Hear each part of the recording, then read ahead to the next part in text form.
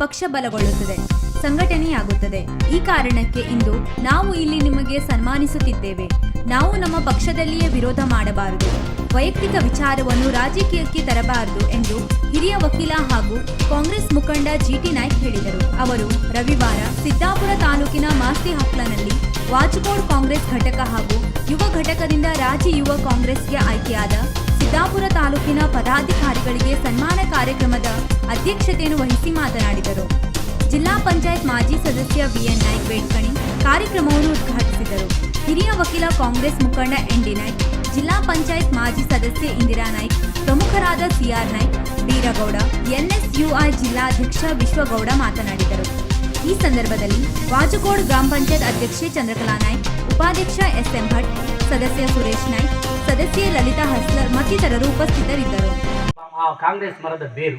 ಹಾಗಾಗಿ ಈ ಕಾಂಗ್ರೆಸ್ಸಿನ ಯುವ ಘಟಕ, ಮುಖ್ಯ ಘಟಕ, ವಿದ್ಯಾರ್ಥಿ ಘಟಕಗಳು ಸೇರಿದಾಗ ಈ ಒಂದು ಅತ್ಯುತ್ತಮವಾದ ಪಕ್ಷವನ್ನು ಕಟ್ಟಿ, ಸಬಲವಾದ ಪಕ್ಷವನ್ನು ಕಟ್ಟಿ ಪುನಃ ಅಧಿಕಾರಕ್ಕೆ ತಂದು ಬಡವರ ದೀನದಲಿತರ ಪರವಾಗಿ ಹೋರಾಟ ಮಾಡಲಿಕ್ಕೆ ಒಂದು ಅವಕಾಶ ಆಗ್ತದೆ.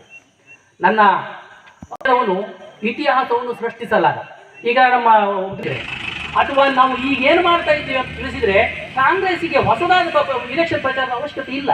ಆದರೆ ಆ ಪ್ರಚಾರ ಪ್ರಯತ್ನವನ್ನು ನಾವು ಮಾಡ್ತಿಲ್ಲ. ಯಾಕೆಂತಂದರೆ ಇದಕ್ಕೆ ನಾವು ಹೊಣೆಗಾರರು. ಹಾಗಾಗಿ ಇವತ್ತು ಇವರನ್ನ ಸನ್ಮಾನ ಮಾಡುವ ಉದ್ದೇಶ ಇಷ್ಟೇ.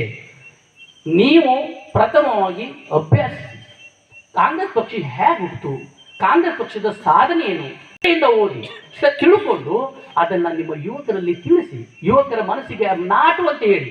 ಆವಾಗ ಆಟೋಮೆಟಿಕ್ ಸಂಘಟನೆ ಆಗ್ತದೆ, ಪಕ್ಷ ಬೆಳೀತದೆ. ಪಕ್ಷ ಮುಂದಿನ ದಿನಗಳಲ್ಲಿ ನೀವೆಲ್ಲ ಲೀಡರ್ ಆಗ್ತೀವಿ. ನಿಮಗೆ ಶ್ರದ್ಧೆ ಬೇಕಿತ್ತು, ಹಿಗ್ಗಬಾರದು. ಆ ಎರಡನ್ನು ಸಮಭಾವದಲ್ಲಿ ತಿಳಿಸ್ಕೊಂಡು ಹೋಗಿ ಆವಾಗ ನೀವು ಎಂದೂ ಕುಗ್ಗಲಾರಿರಿ ಮತ್ತು ನೀವು ಬೆಳೀತಾ ಹೋಗ್ತೀರಿ.